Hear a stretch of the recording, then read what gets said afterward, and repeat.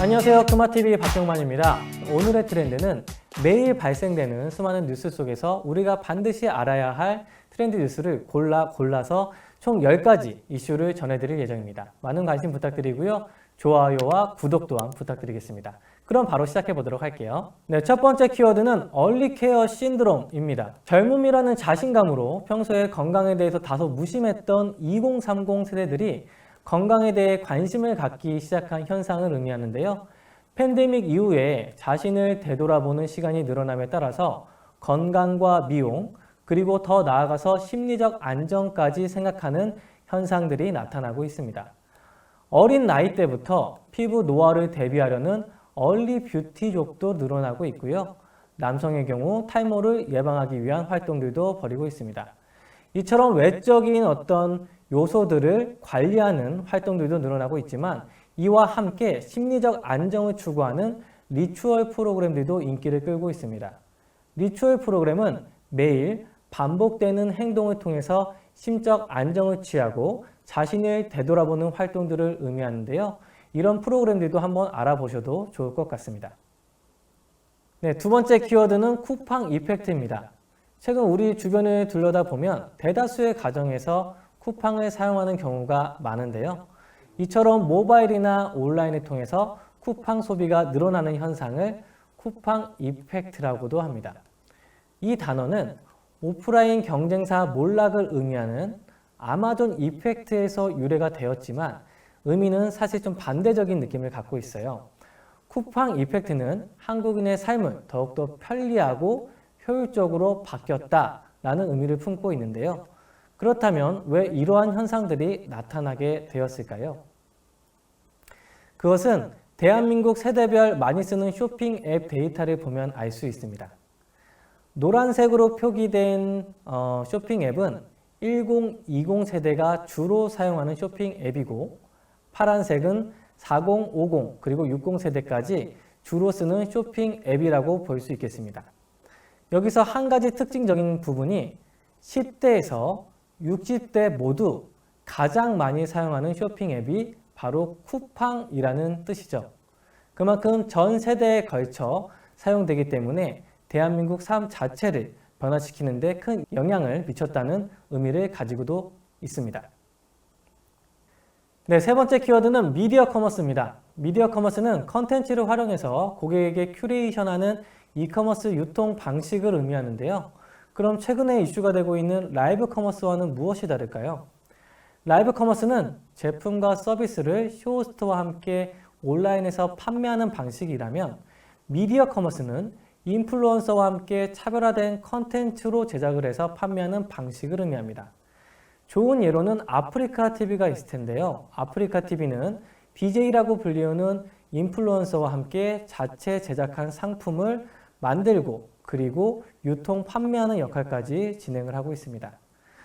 이런 현상이 인플루언서에게만 국한되진 않습니다. 최근에는 일반인에까지 그 영향이 확대되고 있는데요. 세컨 잡으로 무엇을 하는가 라는 설문조사의 결과를 보면 첫 번째로는 재능 공유 등 비대면 아르바이트를 한다 라는 의견들이 가장 많았고요.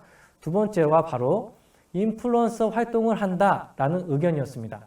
이처럼 개인도 SNS상에서 인플루언서 활동을 하면서 제품을 판매하는 그런 역할도 수행하고 있다는 것이죠. 네, 네 번째 키워드는 틱톡에서 발간한 What's Next 리포트 2022입니다. 지난 1년간 틱톡 영상 데이터를 분석하고 그리고 사용자 설문조사를 통해 도출한 트렌드 키워드를 공유를 하였는데요. 그중 몇 가지를 공유 들어보도록 할게요. 첫 번째로는 커뮤니티 커머스입니다. 틱톡을 통해서 제품을 활용한 어떤 재미있는 영상, 크리에이터의 입소문, 진정성 있는 후기 등이 커뮤니티 내에서 퍼지면서 새로운 제품을 발견하거나 그리고 소비까지 일어나는 현상들이 나타나고 있다는 뜻인데요.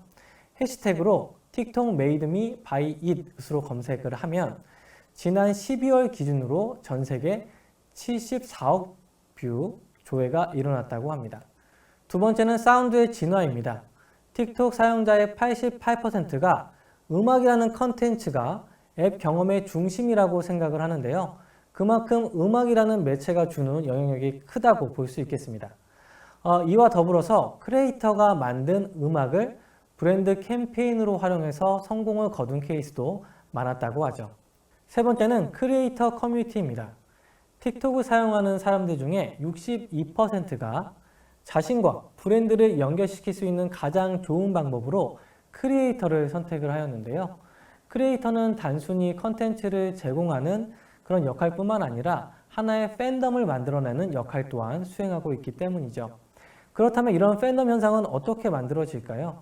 팬덤 현상은 크게 세 가지 요소로 구성이 된다고 합니다. 커뮤니티, 인터랙션, 그리고 서브젝티비티, 주체성라고 의미를 하는데 크리에이터는 이렇게 컨텐츠를 통해서 커뮤니티를 만들고 그리고 소비자와 함께 상호작용을 만들고 소비자의 의견을 반영한 컨텐츠를 추가적으로 제작하는 주체적인 활동을 통해서 하나의 거대한 팬덤을 형성한다고 하죠. 그리고 이런 팬덤은 바로 소비로까지 이어진다고 합니다. 네, 다섯 번째 키워드는 MZ세대가 기피하는 기업인데요. 한국직업능력연구원이 1990년생 8천여 명을 대상으로 한국교육 고용 패널 조사를 실시하였다고 합니다. 청년들이 가장 기피하는 일자리는 정시 근무가 지켜지지 않는 직장이라고 하는데요. 이어서 불편한 통근 환경, 낮은 월급, 비정규직, 주 5일 근무가 아닌 직장 순으로 평가되었습니다. 이 설문조사의 요점을 보면 다음과 같은데요. 워라밸이 지켜지지 않는 근무 환경에서는 나는 이탈하고 싶다라고 표현을 한 것이죠. 그럼 왜 이러한 현상이 나타났을까요?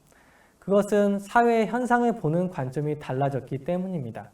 기존 세대의 경우 사회나 조직 내에서 내려오는 관례를 수용하는 경향이 강했다면 MZ세대의 경우에는 개인적인 관점에서 바라보기 때문에 과연 이 관례가 합리적인가 그리고 수용 가능한가 여부를 판단하는 경향이 뚜렷해지고 있습니다.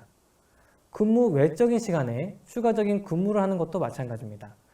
이것이 개인적인 입장에서 봤을 때는 불합리하게 느껴질 수 있다는 것이죠. 네, 여섯 번째 키워드는 HS에 대해서 공개한 디지털 마케팅 키워드 5가지입니다. 첫 번째로는 또 하나의 현실, XR입니다. 메타버스의 열풍이 좀 지속되고 있는데요. 메타버스와 같이 디바이스, 컨텐츠, 네트워크의 긴밀한 연결을 통해서 고객 경험을 강화시켜 나가고 있습니다. 두 번째는 커머스 모델의 탈중심화, N커머스인데요. 빠른 배송을 의미하는 퀵커머스, 그리고 소셜 미디어를 통한 커머스죠. 소셜 커머스, 그리고 중고 상품을 큐레이션해서 재판매하는 리커머스 등 비즈니스 모델이 점점 더 세분화되고 있습니다. 세 번째는 각 브랜드들이 자신의 플랫폼을 기반으로 고객 데이터를 축적하는 현상들이 강화되고 그 데이터를 기반으로 개인화된 서비스를 제공하고 있다는 것이고요. 네 번째는 ESG에 대한 경계입니다. 최근 ESG가 굉장히 화두이긴 한데요. 이것을 너무 보여주기 식으로 남발했다가는 오히려 역효과가 난다라는 의미입니다. 다섯 번째는 통합적 경험 관리입니다. 고객은 경험의 소비자이자 기획자이자 생산자라고 볼 수 있겠는데요. 이처럼 고객 경험을 면밀히 검토해서 새로운 상품을 개발하고 소비자에게 다가가야 한다라는 의미이죠. 이 5가지 키워드를 보면 대부분 디지털 환경에서 우리가 어떻게 활동을 해야 되는가라는 것에 집중이 되어 있는데요. 그 이유는 다음과 같습니다. 세대별로 브랜드나 제품을 추천할 때 어떤 것이 가장 큰 영향을 미치는가라는 맥킨지의 설문조사를 보면 쉽게 이해할 수 있는데요.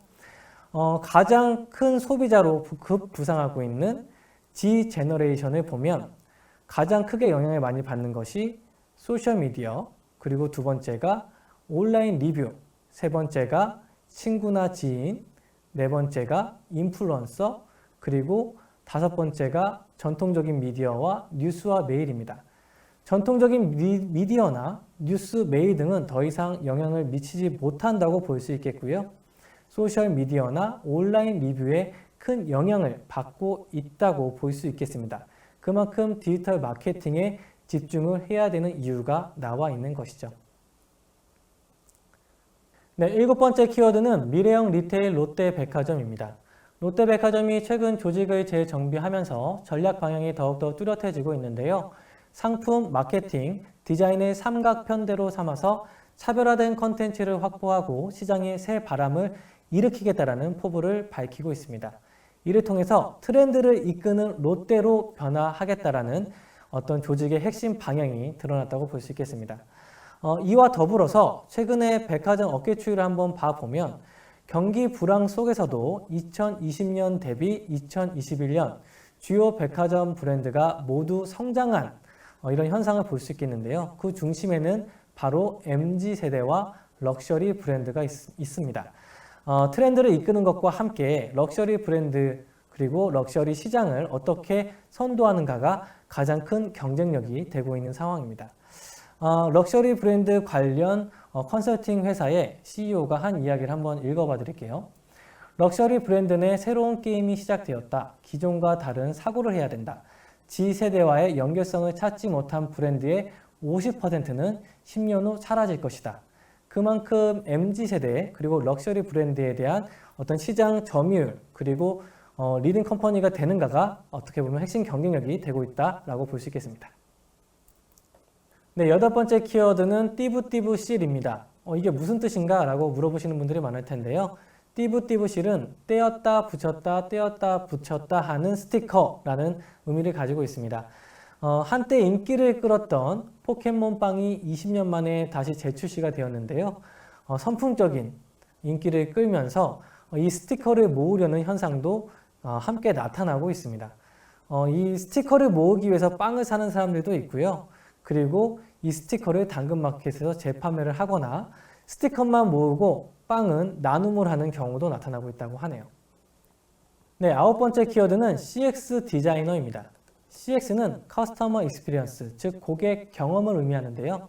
이 분야가 최근 화두가 되면서 CX 디자이너라는 직무도 새롭게 만들어지고 있다고 합니다. 네, 기존에 우리가 자주 사용하였던 UX는 소비자가 특정 서비스나 제품을 이용하는 과정에서 발생되는 경험이었다면 CX는 그 소비자가 브랜드를 통해서 경험할 수 있는 경험의 총체라고 볼 수 있겠습니다. 예를 들면 매장, 점원, 서비스 센터, 웹사이트 등 고객이 브랜드를 체험할 수 있는 모든 경험을 의미하죠. CX 디자이너는 이 모든 경험을 총체적으로 다루고 관리하는 직무라고도 볼 수 있겠습니다.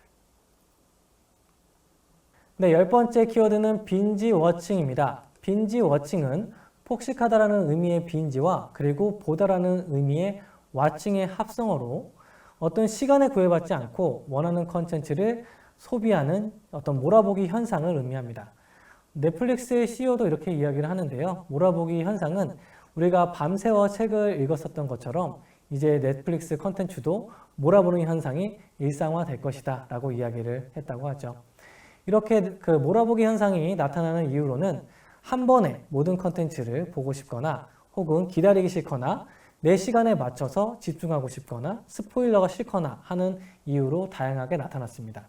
그리고 그 이유의 중심에는 바로 과몰입을 불러일으키는 컨텐츠가 있었기 때문일 텐데요. 이 컨텐츠에는 크게 세 가지 특성이 있을 거예요. 차별화된 캐릭터가 있거나 아주 신선한 스토리라인이 있거나 그리고 저마다의 세계관이 있을 때 사람들은 과몰입할 수 있다고 합니다. 예를 들어 오징어 게임을 보더라도 아주 신선한 캐릭터가 있고 그리고 아주 새로운 스토리가 있었고 그리고 오징어 게임이라는 세계관이 구축되어 있었죠. 이처럼 여러분들이 과몰입하고 있는 컨텐츠도 캐릭터, 스토리, 세계관 관점에서 봐보시는 것도 좋을 것 같습니다. 네, 이상으로 이번 주 우리가 주목해야 할 트렌드 뉴스 10가지를 확인해 보았는데요. 다음 주에도 더 알찬 내용으로 찾아뵙도록 하겠습니다. 감사합니다.